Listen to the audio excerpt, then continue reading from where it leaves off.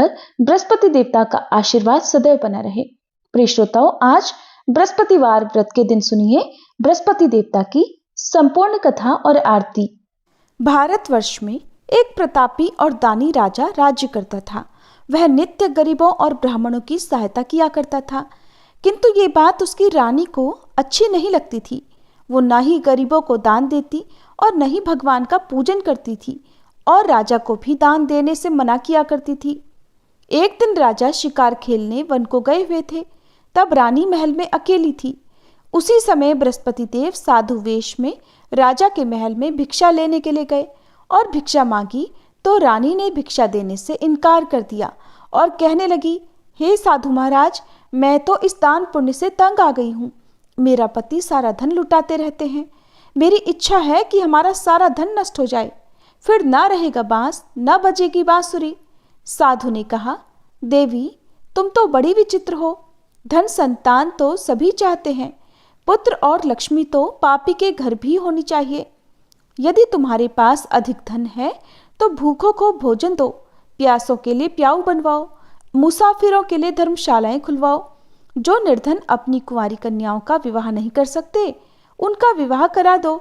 ऐसे और कई काम हैं जिनके करने से तुम्हारा यश लोक और परलोक में फैलेगा। परंतु रानी पर उपदेश का कोई प्रभाव न पड़ा। वह बोली, महाराज, आप मुझे कुछ न समझाइए। मैं ऐसा धन नहीं चाहती जो जगह जगह बांटती फिरूं। तब साधु ने उत्तर दिया कि अगर तुम्हारी ऐसी इच्छा है तो तथास्तु। तुम ऐसा करना कि बृहस्पतिवार को घर लीपकर पीली मिट्टी से अपना सिर धोकर स्नान करना, भट्टी चढ़ाकर कपड़े धोना। ऐसा करने से आपका सारा धन नष्ट हो जाएगा। इतना कहकर वह साधु महाराज वहां से आलोप हो गए और साधु के कहे अनुसार बातों को पूरा करते हुए रानी को केवल 3 बृहस्पतिवार ही बीते थे कि उसकी समस्त धन संपत्ति नष्ट हो गई। अब भोजन के लिए राजा का परिवार तरसने लगा। तब एक दिन राजा रानी से बोला कि हे रानी, तुम यहीं रहो, मैं दूसरे देश को जाता हूँ, क्योंकि यहाँ पर तो सभी लोग मुझे जानते हैं, इसलिए मैं कोई छोटा कार्य नहीं कर सकता। ऐसा कहकर राजा परदेश चला गया। वहां वह जंगल से लकड़ी काट कर लाता और शहर में बेचता था। इस तरह वह अपना जीवन व्यतीत करने लगा। इधर राजा के परदेश जाते ही रानी और दासी दुखी रहने लगी। एक बार जब रानी और दासी को 7 दिन तक बिना भोजन के रहना पड़ा, तब रानी ने अपनी दासी से कहा, हे दासी, देख, पास के ही नगर में मेरी बड़ी बहन रहती है। वह बड़ी धनवान है। तू उसके पास जा और कुछ लेकर आ, ताकि थोड़ी बहुत गुजर बसर हो सके। रानी दासी की बहन के पास गई। उस दिन गुरुवार था और रानी की बहन उस समय बृहस्पतिवार व्रत की कथा सुन रही थी। दासी ने रानी की बहन को अपनी रानी का संदेश दिया, लेकिन रानी की बहन ने उस समय कोई उत्तर नहीं दिया। जब दासी को रानी की बहन से कोई उत्तर न मिला, तब वह बहुत दुखी हुई और उसे क्रोध भी आया। फिर दासी ने वापस आकर रानी को सारी बात बता दी। सुनकर रानी ने अपने भाग्य को कोसा। उधर रानी की बहन ने सोचा कि मेरी बहन की दासी आई थी, परंतु मैं उससे नहीं बोली, इससे वह बहुत दुखी हुई होगी। फिर कथा सुनकर और पूजन समाप्त करके वह अपनी बहन के घर आई और कहने लगी, हे बहन, मैं बृहस्पतिवार का व्रत कर रही थी। तुम्हारी दासी मेरे घर आई थी, परंतु जब तक कथा होती है तब तक न तो उठते हैं और न ही बोलते हैं, इसलिए मैं नहीं बोली। कहो दासी क्यों गई थी? रानी बोली, बहन, तुमसे क्या छुपाऊं, हमारे घर में खाने तक को अनाज नहीं था। ऐसा कहते कहते रानी की आंखें भर आई। उसने दासी समेत पिछले 7 दिनों से भूखे रहने की बात अपनी बहन को विस्तार पूर्वक सुना दी। रानी की बहन बोली, देखो बहन, भगवान बृहस्पति सबकी मनोकामनाओं को पूर्ण करते हैं। देखो, शायद तुम्हारे घर में अनाज रखा हो। पहले तो रानी को विश्वास नहीं हुआ, पर बहन के आग्रह करने पर उसने अपनी दासी को अंदर भेजा तो उसे सचमुच अनाज से भरा एक घड़ा मिल गया। ये देखकर दासी को बड़ी हैरानी हुई। दासी रानी से कहने लगी, हे रानी, जब हमको भोजन नहीं मिलता तो हम व्रत ही तो करते हैं, इसलिए क्यों ना इनसे व्रत और कथा की विधि पूछ ली जाए। ताकि हम भी व्रत कर सकें। तब रानी ने अपनी बहन से बृहस्पतिवार व्रत के बारे में पूछा। उसकी बहन ने बताया कि बृहस्पतिवार के व्रत में चने की दाल और मुनक्का से श्री विष्णु भगवान का केले की जड़ में पूजन करें तथा दीपक जलाएं, व्रत कथा सुने और पीला भोजन ही करें। इससे बृहस्पति देव प्रसन्न होते हैं। और फिर व्रत तथा पूजन विधि बताकर रानी की बहन अपने घर को लौट गई। 7 दिन के बाद जब गुरुवार आया तब रानी और दासी ने व्रत रखा। घुड़साल में जाकर चना और गुड़ लेकर आई, फिर उससे केले की जड़ तथा विष्णु भगवान का पूजन किया। अब पीला भोजन कहाँ से आए? इस बात को लेकर दोनों बहुत दुखी थी, क्योंकि उन्होंने व्रत रखा था, इसलिए बृहस्पति देव उनसे प्रसन्न थे। इसलिए वे एक साधारण व्यक्ति का रूप धारण करके 2 थालों में सुंदर पीला भोजन दासी को दे गए। भोजन पाकर दासी बहुत प्रसन्न हुई। फिर रानी के साथ मिलकर उन दोनों ने भोजन ग्रहण किया। इसके बाद वे सभी गुरुवार को व्रत और पूजन करने लगी। बृहस्पति भगवान की कृपा से उनके पास फिर से धन संपत्ति आ गई, परंतु रानी फिर से पहले की तरह आलस्य करने लगी। ये देखकर दासी बोली, देखो रानी, तुम पहले भी इसी प्रकार आलस्य करती थी। तुम्हें धन रखने में कष्ट होता था, इस कारण सभी धन नष्ट हो गया। और अब जब भगवान बृहस्पति की कृपा से धन मिला है तो फिर तुम्हें आलस्य हो रहा है। रानी को समझाते हुए दासी ने कहा कि देखो रानी, बड़ी मुसीबतों के बाद हमने ये धन पाया है, इसलिए हमें दान पुण्य करना चाहिए, भूखे मनुष्यों को भोजन कराना चाहिए और धन को शुभ कार्यों में खर्च करना चाहिए, जिससे तुम्हारे कुल का यश बढ़ेगा, स्वर्ग की प्राप्ति होगी और पितर प्रसन्न होंगे।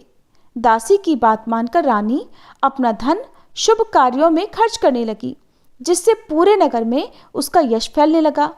उधर एक दिन राजा दुखी होकर जंगल में एक पेड़ के नीचे आसन जमाकर बैठ गया और वह अपनी दशा को याद करके व्याकुल होने लगा। बृहस्पतिवार का दिन था। एकाएक उसने देखा कि निर्जन वन में एक साधु महात्मा प्रकट हुए। वह साधु वेश में स्वयं बृहस्पति देवता ही थे। लकड़हारे के सामने आकर बोले, हे लकड़हारे, इस सुनसान जंगल में तू इतना चिंतामगन क्यों बैठा है?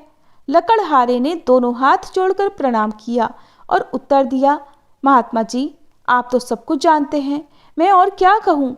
ऐसा कहकर वह रोने लगा और साधु को अपनी आत्मकथा सुनाई।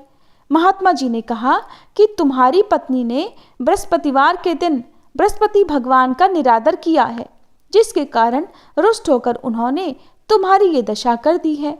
अब तुम चिंता को दूर करके मेरे कहने पर चलो तो तुम्हारे सब कष्ट दूर हो जाएंगे और भगवान पहले से भी अधिक संपत्ति देंगे। तुम बृहस्पति के दिन कथा किया करो। 2 पैसे के चने मुनक्का लाकर उसका प्रसाद बनाओ और शुद्ध जल से लोटे में शक्कर मिलाकर अमृत तैयार करो। कथा के पश्चात अपने सारे परिवारजनों को और सुनने वाले प्रेमियों में अमृत व प्रसाद को बांटकर खुद भी ग्रहण करो। ऐसा करने से भगवान तुम्हारी सारी मनोकामनाएं पूर्ण करेंगे। साधु के ऐसे वचन सुनकर लकड़हारा बोला, हे प्रभु, मुझे लकड़ी बेचकर इतना पैसा नहीं मिलता जिससे भोजन के उपरांत कुछ बचा सकूं। मैंने रात्रि में अपनी स्त्री को व्याकुल देखा है। मेरे पास कुछ भी नहीं जिससे मैं उसकी खबर मंगा सकूं, और फिर मैं बृहस्पति देव की क्या कहानी सुनूं? मुझको तो कुछ भी मालूम नहीं है।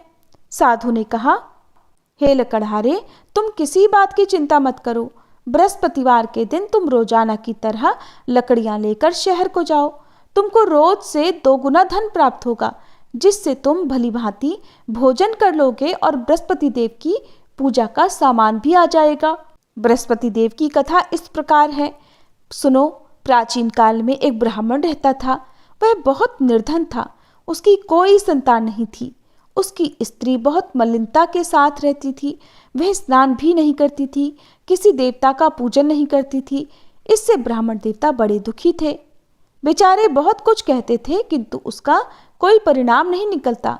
भगवान की कृपा से ब्राह्मण की स्त्री के कन्या रूपी रतन पैदा हुआ। वह कन्या बड़ी होने पर प्रातः स्नान करके श्री विष्णु भगवान का जाप और बृहस्पतिवार का व्रत करने लगी। अपने पूजन पाठ को समाप्त करके विद्यालय जाती तो अपनी मुट्ठी में जौ भर कर ले जाती और पाठशाला के मार्ग में डालती जाती।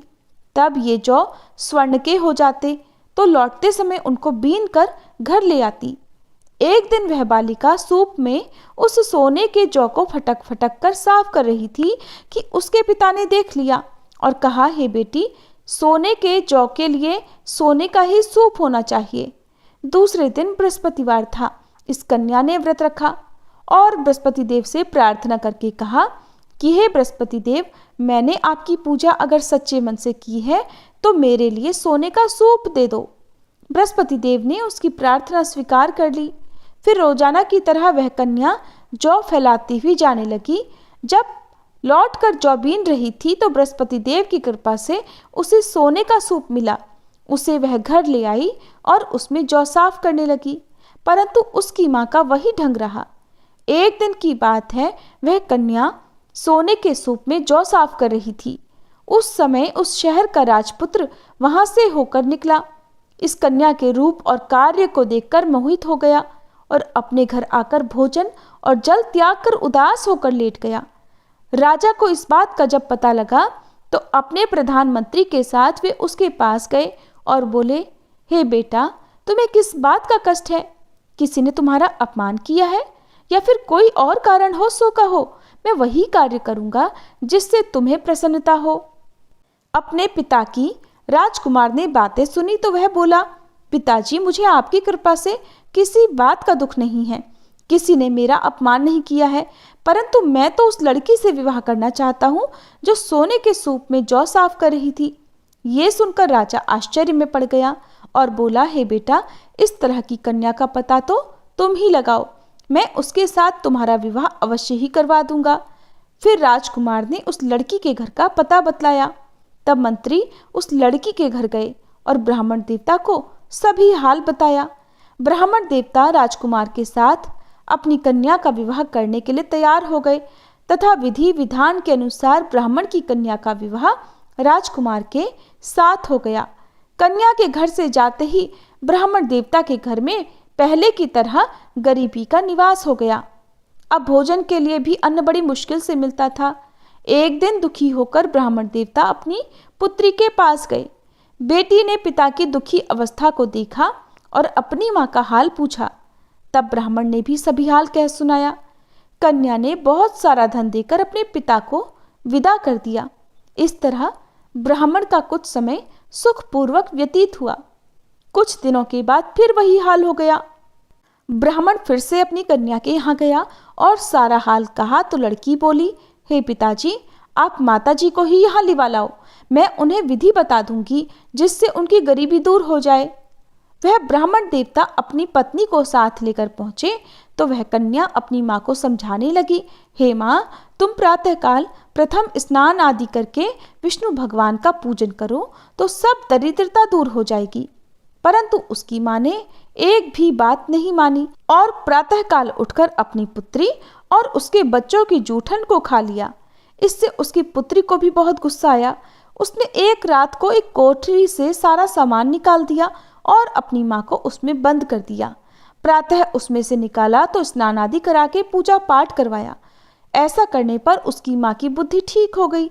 इसके बाद वह भी नियम से पूजा पाठ करती और प्रत्येक बृहस्पतिवार को व्रत रखने लगी। इस व्रत के प्रभाव से उसकी माता और पिता बहुत ही धनवान और पुत्रवान हो गए और बृहस्पति देवता के प्रभाव से इस लोक के सुख को भोग कर अंत में स्वर्ग को प्राप्त हुए।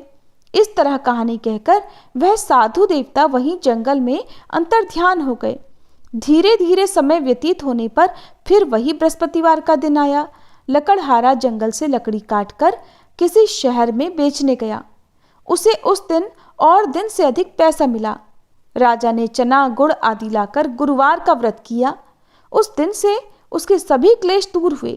परंतु जब दोबारा गुरुवार का दिन आया तो बृहस्पतिवार का व्रत करना भूल गया। इस कारण बृहस्पति भगवान नाराज हो गए। उस दिन जब नगर के राजा ने विशाल यज्ञ का आयोजन किया तब ये घोषणा भी करा दी कि कोई भी मनुष्य अपने घर में भोजन ना बनाए, न आग जलाए, समस्त जनता मेरे यहाँ भोजन करने आए। इस आज्ञा को जो ना मानेगा उसे फांसी की सजा दी जाएगी। इस तरह की घोषणा संपूर्ण नगर में करवा दी गई। राजा की आज्ञा के अनुसार शहर के सभी लोग भोजन करने गए, लेकिन लकड़हारा कुछ देर से पहुंचा, इसलिए राजा उसको साथ अपने घर लेकर गए और ले जाकर भोजन करा रहे थे। तभी रानी की दृष्टि उस खूंटी पर पड़ी जिस पर उसका हार लटका हुआ था। वह वहां पर दिखाई नहीं दिया। रानी ने निश्चय किया कि मेरा हार इस मनुष्य ने ही चुरा लिया है। उसी समय सिपाहियों को बुलाकर उसको कारागार में डलवा दिया। जब लकड़हारा कारागार में पड़ गया और बहुत दुखी होकर विचार करने लगा कि न जाने कौन से पूर्व जन्म के कर्म से मुझे ये दुख प्राप्त हुआ है, और उसी साधु को याद करने लगा जो कि जंगल में मिला था। उसी समय तत्काल बृहस्पति देव साधु के रूप में प्रकट हुए और उसकी दशा को देखकर कहने लगे, अरे मूर्ख, तूने बृहस्पति देव की कथा नहीं करी, इस कारण तुझे दुख प्राप्त हुआ है। अब चिंता मत कर, बृहस्पतिवार के दिन कारागार के दरवाजे पर 4 पैसे पड़े मिलेंगे। उनसे तू बृहस्पति देव की पूजा करना, तेरे सभी कष्ट दूर हो जाएंगे। बृहस्पतिवार के दिन उसे 4 पैसे मिले। लकड़हारे ने कथा कही। उसी रात्रि को बृहस्पति देव ने उस नगर के राजा को स्वप्न में कहा, राजा, तुमने जिस आदमी को कारागार में बंद कर दिया है वह निर्दोष है, वह राजा है, उसे छोड़ देना। रानी का हार उसी खूंटी पर लटका है। अगर तू ऐसा नहीं करेगा तो मैं तेरे राज्य को नष्ट कर दूंगा।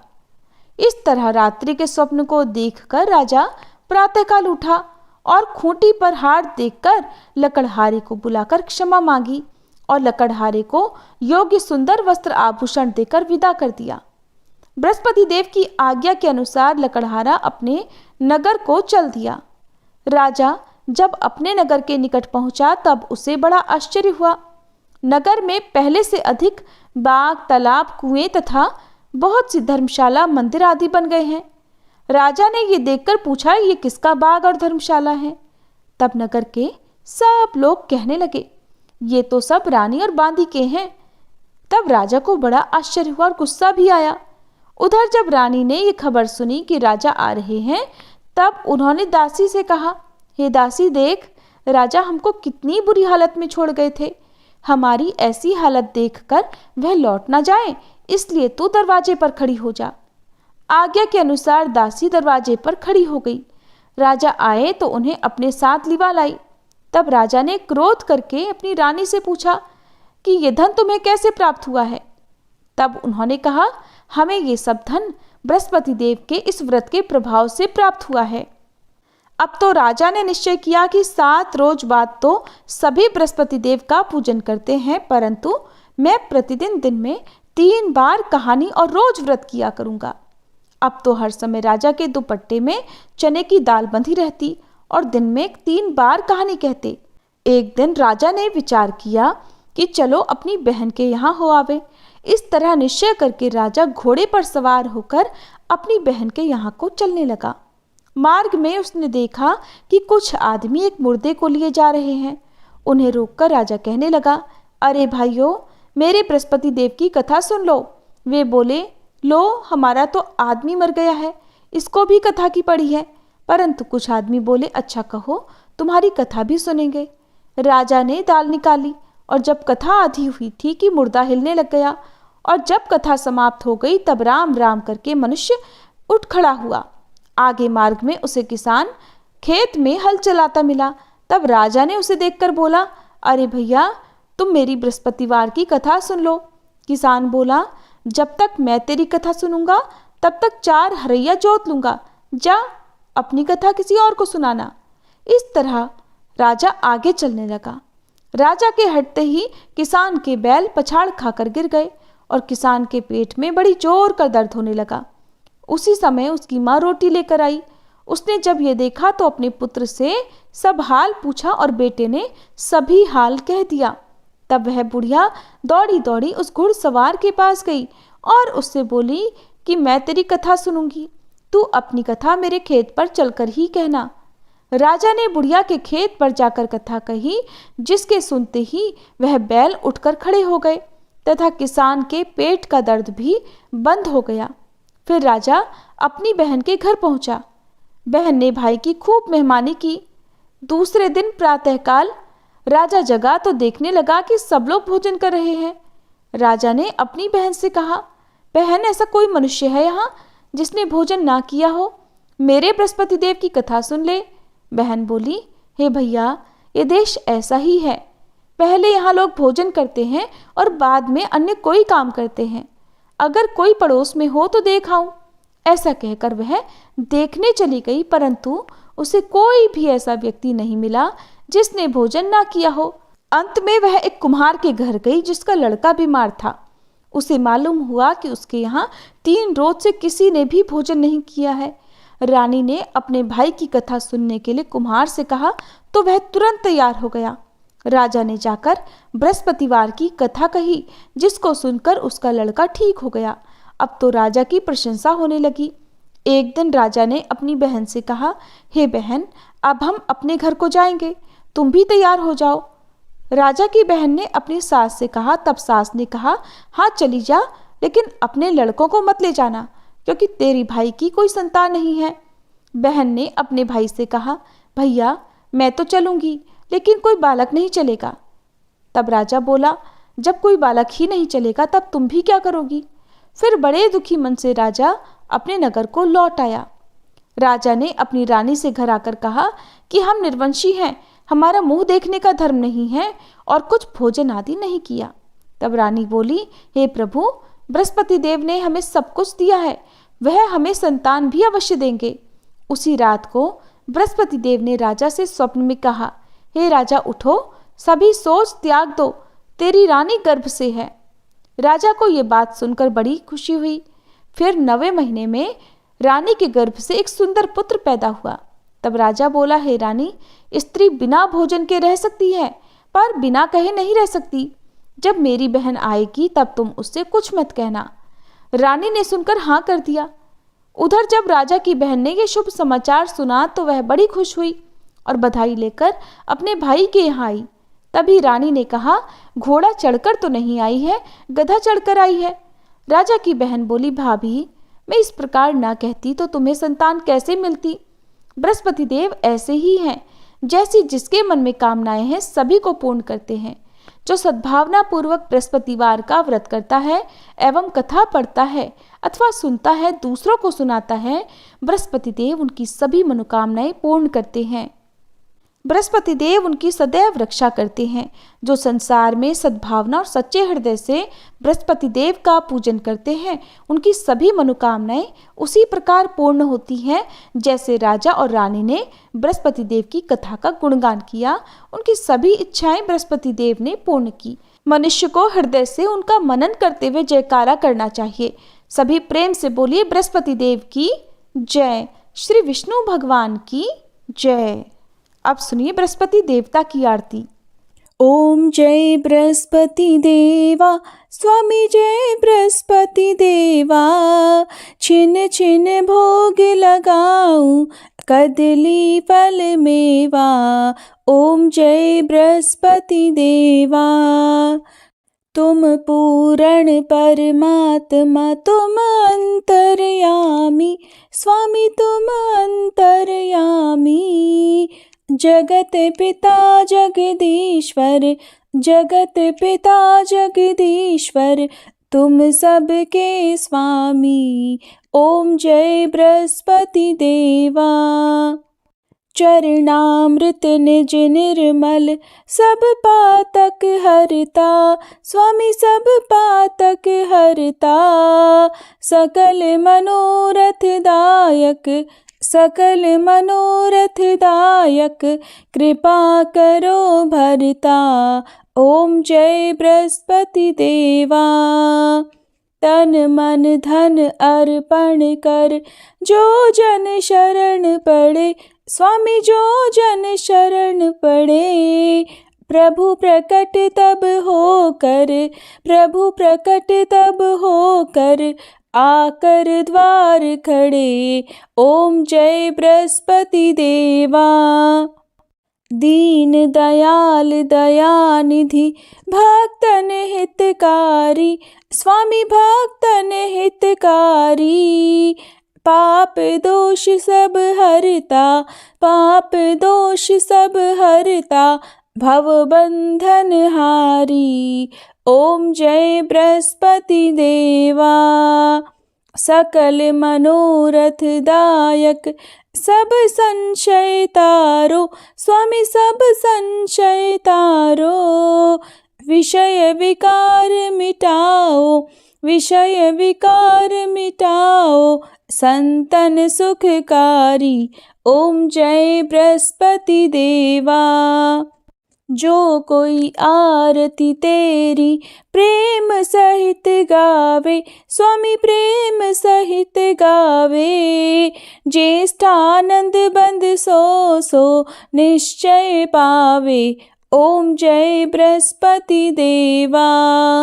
ओम जय बृहस्पति देवा, स्वामी जय बृहस्पति देवा। छिन छिन भोग लगाऊं, कदली फल मेवा।